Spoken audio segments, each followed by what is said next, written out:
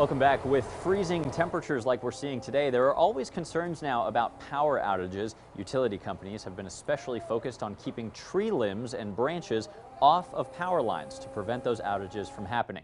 Right now, we are seeing 2 customers, that's all, with an outage this evening from Austin Energy. When we found out, though, when it comes to keeping trees from causing outages, different companies, Austin Energy and others, have different solutions. Investigator Avery Travis is here tonight to talk about her story airing a bit later. Avery, you've been taking a closer look at one solution that involves chemicals?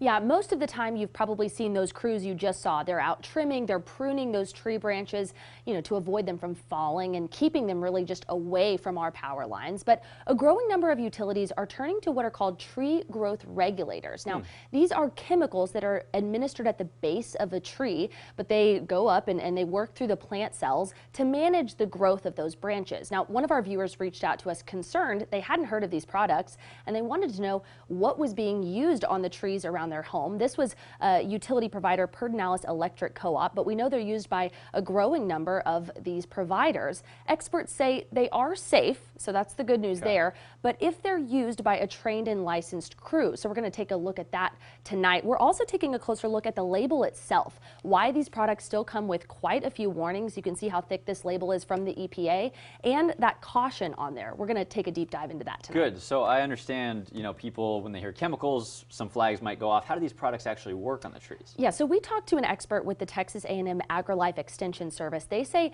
these products actually simulate a plant hormone, but the product, the chemical, is called paclobutrazol, and this expert says that it prevents the plant cells from elongating and stretching, but really only on the woody part of the tree, so the spot between those nodes or the spot between the branches.